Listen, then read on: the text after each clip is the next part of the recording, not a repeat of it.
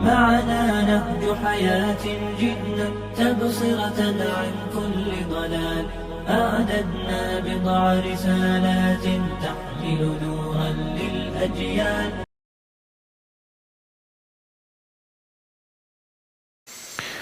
Sekarang kita masuk ke macam-macam jual beli yang dilarang. Ya.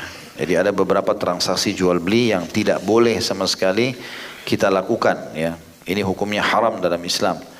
Ini tentu cukup banyak. Kurang lebih ada 15 poin. Ya.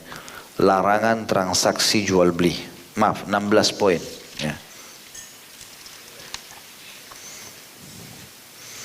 Kita coba masuk ke beberapa poin di sini.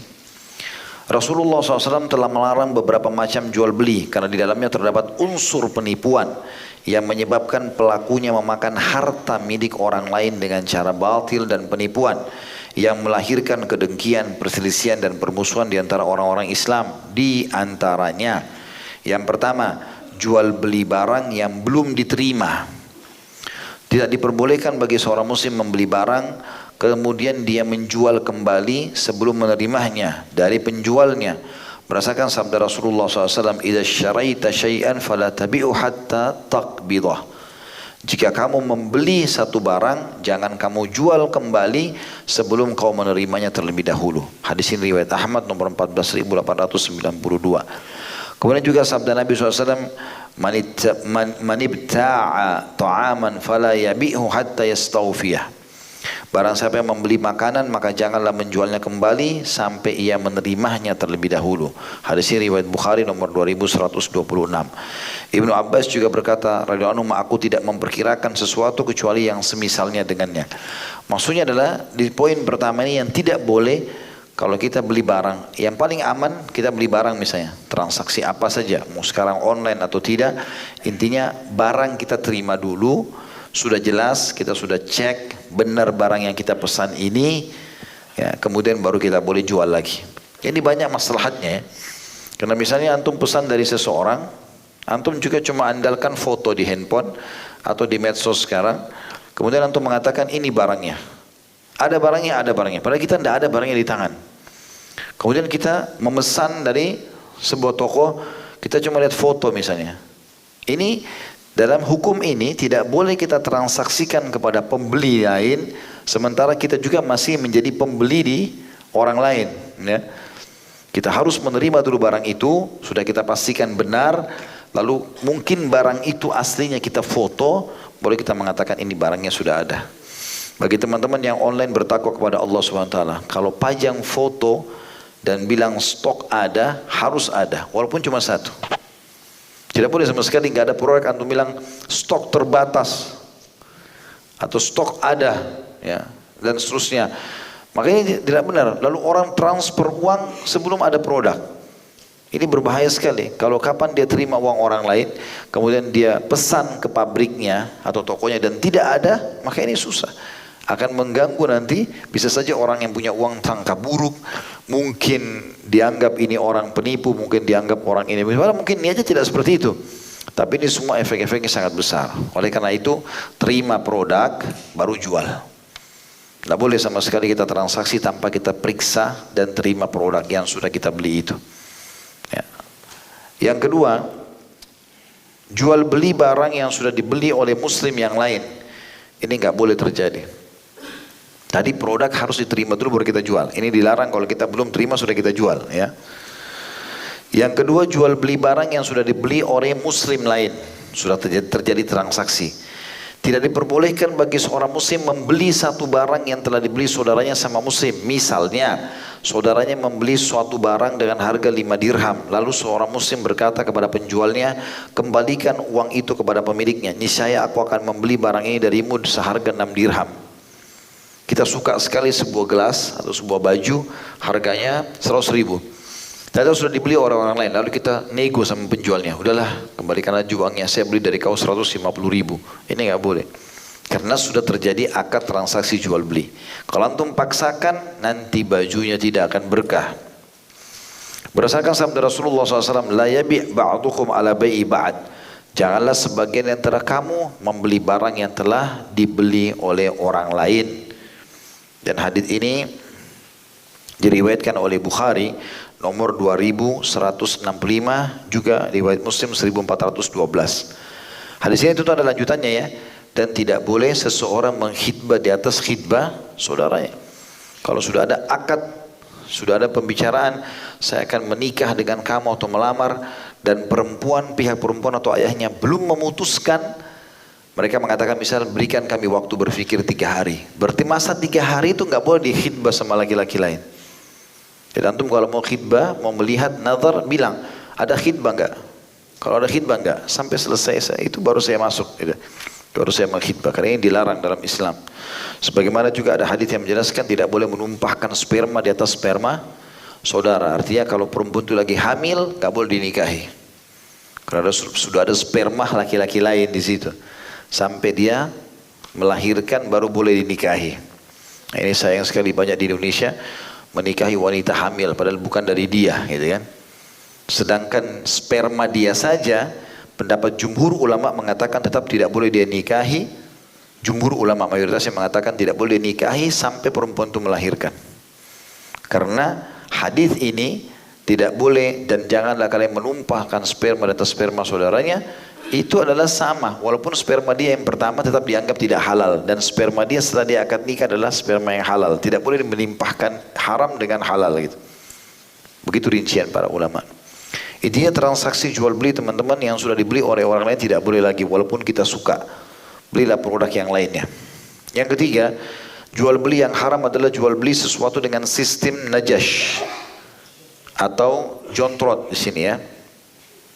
Ada putun nomor 1324 dijelaskan najash menurut bahasa ialah melepaskan binatang buruan dari kandangnya dengan maksud untuk diburu, dan menurut syariat ialah menawar satu barang dengan harga yang lebih tinggi tanpa bermaksud membelinya, melainkan supaya para penawar tertarik dan menawarnya dengan harga lebih tinggi.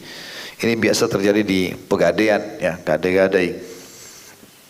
Ini produk saya mau jual gelas 10.000, siapa yang mau beli? Padahal pemilik gadai ini sudah punya 4 orang teman di situ yang datang, kemudian yang ini mengatakan 20.000, yang itu mengatakan 30. Padahal mereka ini bukan mau beli, hanya mau naikin harga saja. Itu namanya transaksi najash. Mirip ada sebagian toko juga begitu, orang tidak bertakwa pada Allah, dia sudah sepakat sama temannya, kalau kita masuk ke tokonya, kita lihat baju ini, oh baju ini bagus nih, ya, kita lagi mau beli. Tapi sebenarnya mesti bimbang, beli atau enggak ya. Temannya pemilik toko masuk seakan-akan pembeli. Oh ini bagus nih, Pak, kalau enggak mau saya yang beli ya. Hanya untuk memotivasi supaya orang itu transaksi. Padahal orang yang datang kedua tidak mau beli. Itu namanya transaksi najash. Jual beli sesuatu dengan sistem najash tidak diperbolehkan bagi seorang muslim menawar barang tanpa bermaksud membelinya. Tujuannya hanyalah supaya para penawar yang lainnya mengikutinya atau untuk menawar tinggi sehingga mereka tertipu untuk membelinya. Sebagaimana tidak diperbolehkan juga bagi seorang muslim berkata kepada pembeli yang hendak membeli suatu barang, barang ini dibelinya dengan harga sekian, dengan maksud supaya pembeli tertipu, baik hal itu dilakukan karena bersekongkol dengan sahabatnya atau tidak. Berdasarkan keterangan yang dituturkan oleh Ibnu Umar radhiyallahu anhu, nah Rasulullah SAW anin najash. Rasulullah SAW melarang transaksi dengan sistem najash. Hadis Bukhari nomor 2142, dan juga Nabi mengatakan wala tanajashu, dan jangan saling bertransaksi atau jual beli dengan sistem najash. Hadis riwayat Bukhari nomor 2140, Imam Muslim 1515. Jadi ini tidak dibolehkan sama sekali. Termasuk juga kalau tadi ya dikasih contoh di sini oleh Syekh Abu Bakar rahimahullah, kalau antum jual barang lalu antum bilang jangan ditawar di bawah harga ini ya, karena harga ini saya beli. Padahal sebenarnya dia bohong. Jangan ditawar, pokoknya yang penting jangan di bawah 1 juta deh. Di atas 1 juta nggak masalah, karena itu belum sampai modal saya. Dia bohong. Ini masuk dalam transaksi najash. Karena tujuannya supaya orang tidak nawar di bawah 1 juta, gitu ya. Kita nggak harus dalam Islam menyebutkan modal. Saya mau jual 50.000, mau beli silakan, tidak mau ya sudah. Kita mau kasih diskon misalnya 5.000, ya sudah 45.000. Orang nggak mau beli ya sudah, selesai. Berhentikan saja pada saat itu, gitu kan? Atau kita lepaskan kepada dia dengan niat insya Allah mendapatkan rezeki yang halal atau membantu saudara muslim, itu boleh. Yang keempat, jual beli yang haram adalah jual beli barang yang diharamkan dan barang najis atau barang yang najis ya. Tidak diperbolehkan bagi seorang muslim menjual barang yang diharamkan seperti jual khamar, ya, jual apa saja dalam Islam yang haram, jual babi, jual anjing, jual segala macam. Maksudnya di sini dagingnya ya. Maksudnya anjing itu karena khusus anjing, ada jenis anjing yang dibolehkan tapi khusus oleh Abu Hanifah juga rahimahullah. Abu Hanifah, jumhur ulama mengatakan anjing nggak boleh ditransaksikan. Abu Hanifah mengkhususkan anjing berburu dibolehkan. Karena dasarnya memang bisa dipakai. Sebagaimana surah Al-Ma'idah surah nomor 5 ayat 4 menjelaskan masalah itu.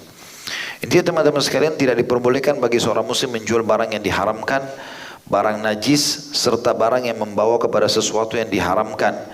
Jadi tidak diperbolehkan baginya jual beli minuman keras, daging babi, lukisan. Maksudnya lukisan sini lukisan makhluk hidup ya, bangkai ya, kecuali bangkai yang dibolehkan seperti apa, semua hewan air kan bangkainya halal gitu ya, atau kalau darat itu belalang, yang lain tidak boleh tentunya. Patung tidak boleh ditransaksikan karena dasarnya memang ini larangan dalam syariat Islam. Dan anggur yang sudah memabukkan, bukan anggur buah ya, kepada seseorang yang akan menjadikannya sebagai minuman keras. Hal ini berdasarkan sabda Rasulullah SAW, Inna Allah harrama bai'al khamri wal maitati wal khinziri wal asnam. Sesungguhnya Allah telah mengharamkan jual beli minuman keras, bangkai, daging babi dan juga berhala. Hadis ini diriwayatkan oleh Bukhari nomor 2236, Muslim 1581. Ya, jadi semua jenis khamr nggak boleh. Dan khamr itu semua yang mengubah akal, tidak dari normal menjadi keluar dari batas normalnya, baik itu cairan ataupun bubuk. Makanya narkotika masuk dalam hal-hal yang dilarang, masuk dalam kategori khamar umumnya. Maita adalah bangkai, tadi saya sudah bilang, kecuali bangkai yang dibolehkan, karena Nabi SAW mengatakan dihalalkan buat kalian 2 bangkai, semua bangkai air dan juga bangkai darat belalang ya. Daging babi secara mutlak semuanya tidak boleh dan tidak boleh merekayasanya. Ya. Itu juga dengan berhala. Merekayasa itu begini. Ada sebuah hadis sahih kata Nabi SAW, semoga Allah membinasakan kaum Yahudi pada saat Allah mengharamkan bangkai buat mereka. Mereka mengeluarkan lemaknya, lalu mereka olah, lalu mereka jual dan memakan nilainya. Pada dasarnya bangkai haram semua, dagingnya dan juga lemaknya. Tapi orang-orang Yahudi menyiasati, daripada dibuang bangkai ini, ambil lemaknya, dijadikan minyak baru dijual. Pada dasarnya dia dari bangkai, hukumnya haram, tidak boleh. Begitu juga dengan berhala, segala macam bentuk patung, ya, dilarang untuk bertransaksi dengannya. Juga sabda Rasulullah SAW, la'anallahul musawwirin. Allah melaknat para pelukis. Sini saya sudah pernah jelaskan makhluk hidup ya, terutama manusia sama hewan.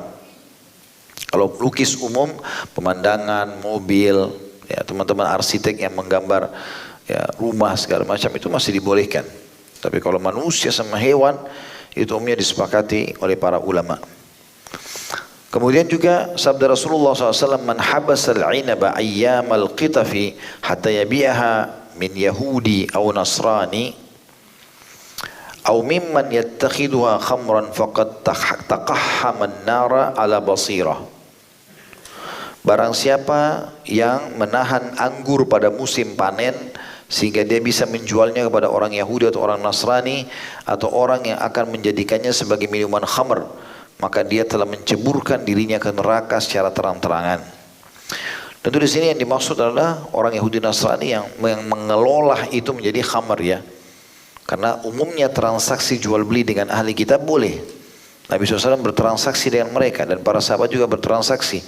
Tapi kapan transaksi itu kita tahu mereka akan gunakan pada sesuatu yang haram, maka tidak boleh sama sekali. Ya. Seperti misalnya tadi anggur untuk dijual atau dibuat jadi khamr. Ya.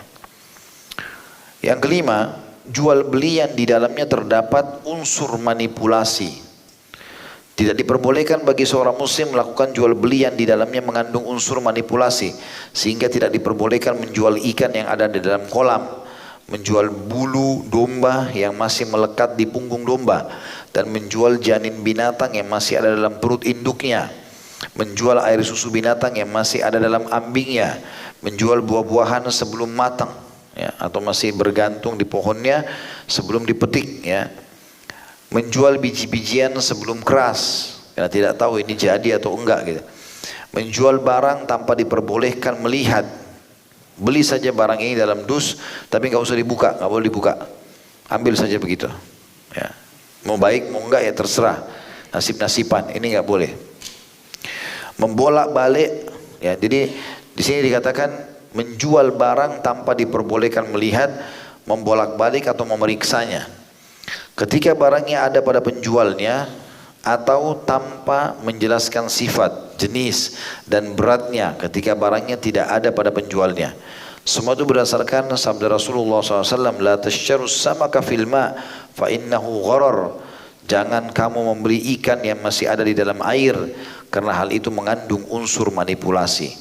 Hadis ini diriwayatkan Ahmad nomor 3667. Tentu di sini ulama rincikan, ya. Kalau kita beli ikan dalam air dengan niat untuk hiasan saja, untuk dipelihara, nggak ada masalah. Maksudnya untuk hiasan, karena dasarnya kita beli di akuarium segala macam, tidak ada masalah. Tapi kalau niatnya untuk diternakkan atau untuk dimakan, maka nggak boleh. Sampai kita keluarkan, dilihat, ya seperti biasa kita kalau beli ikan dari tempat pemancingan, habis dikeluarkan ditimbang dulu, dilihat, gitu kan. Maka disitulah baru ditakar atau dinilai berapa atau diberikan berapa nilainya. Keterangan juga dituturkan oleh Ibnu Umar radhiyallahu anhu, nah Rasulullah SAW an yuba'a tamrun hatta yut'am aw sufun ala dhahrin aw labanin fi dhar'in aw samnun fi laban. Rasulullah SAW melarang kurma dijual sehingga ia dapat dimakan. Jadi kurma itu biasa melalui 4 proses, ya. Hijau dulu, ini belum bisa dimakan. Ini uniknya, kadang-kadang banyak jemaah haji kita, jemaah umroh banyak beli. Dan yang paling gampang laku, ya, promosinya adalah buat kejantanan, kesuburan dan seterusnya. Orang Arab aja nggak ada yang makan di kurma hijau, hanya orang kita. Kemudian dia pindah ke tahap kedua, kuning. Nah ini sudah layak makan. Kemudian dia merah, baru kemudian dia menjadi coklat atau hitam, gitu kan. Nah kalau dia masih hijau, ini disebutkan dalam hadis Rasulullah SAW melarang dijual sehingga ia layak kurma, sehingga ia dapat dimakan. Atau bulu domba yang masih melekat di punggung domba, jadi harus dicukur dulu. Setelah dicukur, dikeluarkan, baru kemudian kita bisa melihat. Mungkin pada saat dicukur salah, sehingga akhirnya terpotong atau apalah, tidak seperti targetnya. Atau air susu yang masih berada di ambingnya, atau samin atau mentega yang masih berupa air susu, ya. Hadis ini riwayat Baihaqi jilid 5 halaman 340, Darul Qutni jilid 3 halaman 14, dan dianggap layak dijadikan sebagai hujjah. Jadi kalau misalnya kita mau beli mentega atau keju, ya kita beli dalam bentuk mentega atau keju. Kalau masih ada orang mengatakan ini susu, saya akan ubah menjadi mentega, lalu dia jual kepada kita nilai mentega, nggak boleh. Karena dasarnya masih susu. Harus diubah dulu, baru kemudian kita transaksi. Itu yang dimaksud dalam hadis ini. Juga keterangan dalam riwayat lain, nah Rasulullah SAW an bai'ith thamrati hatta tuzhiya, qalu wa ma tuzhi, qala tahmar, faqala idza mana'a Allahu thamrata fabima tastahillu mala akhik. Rasulullah SAW melarang menjual buah-buahan sehingga matang. Ibnu Umar berkata, para sahabat bertanya kepada Rasulullah SAW, apa yang dimaksud dengan matang? Beliau mengatakan, yang dimaksud dengan matang di sini adalah sudah memerah. Rasulullah SAW melanjutkan, apabila Allah menghalangi buah-buahan tersebut dalam kurung layak dikonsumsi, maka dengan alasan apa kamu akan menghalalkan harta saudaramu? Hadis ini riwayat Bukhari nomor 2208 dan Muslim 1555. Jadi di sini teman-teman, yang dimaksud dengan matang layak dikonsumsi, ya. Kayak kita di Indonesia kan kalau kita buat rujak mangga masih mengkal, ya. Itu berarti sudah layak konsumsi, ya. Itu yang dimaksud dengan matang, artinya layak konsumsi. Makna daripada sabda Nabi SAW sampai dia memerah, maksudnya berubah warna, ya. Berubah warna biasanya dari yang paling benar untuk dijual adalah yang sudah berubah dari sedang menjadi masak, ya, sehingga dia sangat manis untuk dikonsumsi. Maka itu yang dimaksud. Tapi kata sebagian ulama, kalau seandainya buah itu dasarnya sudah memang dikenal dan dikonsumsi di wilayah itu dengan setengah matang misalnya kayak kita tadi mangga mengkal misalnya, maka berarti tidak ada masalah karena memang dasarnya sudah layak untuk dikonsumsi, masuk dalam kategori matang di situ.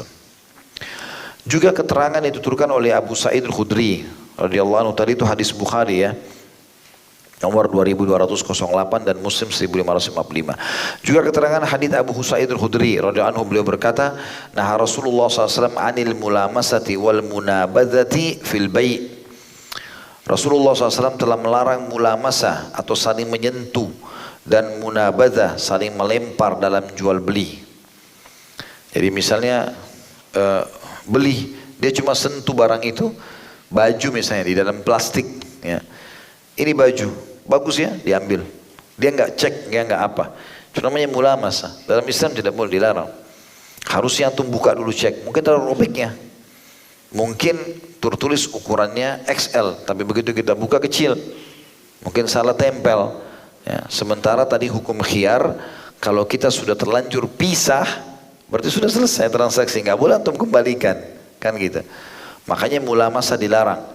Begitu juga dengan munabadzah, saling melempar barang. Contoh misal, saya punya toko di sini, dia juga punya toko di sebelah teman saya. Karena ramainya pembeli, lalu saya bilang, lemparin saya baju yang itu. Dia lempar ke toko saya, lalu saya main ambil, langsung kasih ke kresek, jual kepada pembeli. Ini nggak boleh. Saya sekarang transaksi sama dia, harus saya cek barang ini. Benar nggak ini? Ukurannya buka, segala macam, liatin pembeli. Ini ya. Kemudian baru kita ya, jual kepada dia. Itu pun juga harus sudah disepakati, kita sudah transaksi jual beli dengan dia. Ya, transaksi jual beli dengan dia sudah terputus, baru kita jual lagi kepada orang lain. Ya, ini yang dimaksud dengan munabadzah. Biasanya orang hanya saling melempar-lempar barang, tapi ternyata melempar barang itu belum tentu sesuai dengan apa yang diharapkan. Apalagi langsung dikasih konsumen. Sekarang kalau konsumennya protes kepada penjual, penjual akan protes juga penjual itu. Ini jadi akhirnya jadi panjang hanya karena masalah tidak memahami apa yang Nabi SAW larang ini. Adapun yang dimaksud dengan mulamasah adalah seseorang mengadakan transaksi jual beli dengan menyentuh kain milik orang lain pada waktu malam atau siang sebagai tanda dilangsungkannya transaksi tanpa membolak-baliknya. Sedangkan munabadzah adalah seseorang mengadakan transaksi jual beli dengan melemparkan kainnya dan orang yang lain membalasnya dengan melakukan hal yang sama sebagai tanda dilangsungkannya transaksi. Dan kedua hal tersebut merupakan bentuk transaksi jual beli di antara keduanya tanpa melihat, memeriksa serta membolak-balikkan. Hadis ini diriwayatkan oleh Bukhari nomor 2144, Muslim 1512. Intinya poin kelima, cek barang itu sudah selesai semuanya antum cek, baru antum bayar transaksi jual beli. Jangan hanya mulamasah atau munabadzah. Mulamasah berarti hanya menyentuh dan tanpa cek, ataupun munabadzah hanya saling melempar. Ya, hanya saling melempar saja. Jual beli yang keenam, dua transaksi dalam satu transaksi.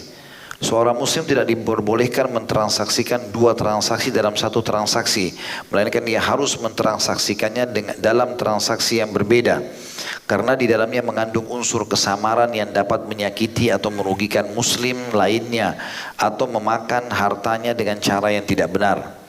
Adapun mentransaksikan dua transaksi dalam satu akad terdiri dari beberapa bentuk, diantaranya penjual berkata kepada pembeli, si penjual berkata kepada pembeli, aku menjual satu barang kepadamu dengan harga 10 dirham kontan atau dengan 15 dirham kredit hingga batas waktu tertentu. Lalu ia melanjutkan transaksi jual belinya, tapi penjual tidak menjelaskan kepada pembeli transaksi yang mana yang akan dilangsungkan. Contoh lain, jadi dia harus bilang, kita sepakat ini di kredit atau ini di cash. Dia tidak boleh hanya memberikan harta atau memberikan harga berbeda lalu kemudian dikasih kepada pembeli. Pembeli nggak tahu apakah ini harus bayar cash atau harus bayar kredit. Gitu. Contoh lain, penjual berkata kepada pembeli, aku jual rumah ini kepadamu dengan harga sekian, dengan syarat bahwa kamu harus menjualnya kembali kepadaku dengan harga sekian dan sekian. Contoh lain, jadi maksudnya saya jual kepada kau rumah ini. Bulan depan jual kepada saya dengan harga ini. Ini langsung dua akad dalam satu transaksi. Sekarang dia lagi mau menjual barang rumah kepada si A, jual rumah kepada si B. Ini rumah saya jual kepada kamu ya. Maka ini transaksi aja belum selesai. Langsung dia kasih syarat transaksi yang kedua, kalau nanti bulan depan kau jual ke saya lagi. Orang transaksi yang pertama aja belum selesai, sekarang dia sudah buat akad transaksi yang kedua gitu. Contoh lain lagi dikatakan, ya saya sebutkan dulu kembali, contohnya adalah penjual berkata ke pembeli, aku jual rumah ini kepadamu dengan harga sekian, dengan syarat bahwa kamu harus menjualnya kembali kepadaku dengan harga sekian dan sekian. Jadi ada dua akad langsung. Contoh lainnya, seorang penjual menjual salah satu dari dua buah barang yang berbeda dengan harga 1 dinar dan akad pun dilangsungkan. Tapi pembeli tidak mengetahui barang yang mana dari kedua barang tersebut yang telah dibelinya. Ya. Jadi dia taruh dua barang sama-sama, jenisnya sama. Tapi ini 1 dirham, ini 2 dirham. Beda. Dan pembeli tidak tahu yang mana yang dia harus beli. Gitu kan. Biasanya begitu ya, mungkin hanya karena beda warna, maka dinaikkan harganya hanya untuk mempermainkan saja. Karena dianggap ini kenapa? Oh ini di pasar lebih disukai. Ya, ini tidak ada akad mungkin dalam Islam. Ya sudah antum jual dengan harga yang sama karena produknya sama, gitu kan. Tidak boleh meletakkan dua harga yang berbeda di satu produk. Nanti akhirnya kesannya ada dua transaksi. Jadi kalau dia mau beli dua barang, berarti ini lain harganya, ini lain harganya. Padahal transaksinya satu, gitu kan? Seperti itu. Hal itu berdasarkan keterangan juga dalam sebuah hadis, annahu sallallahu alaihi wasallam naha an bai'ataini fi bai'ah, bahwa Rasulullah SAW telah melarang dua transaksi jual beli dalam satu transaksi.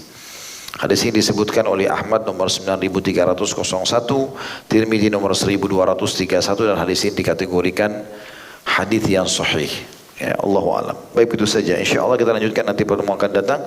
Subhanakallahumma bihamdika asyhadu an la ilaha illa anta astaghfiruka wa atubu ilaik. Wassalamualaikum warahmatullahi wabarakatuh.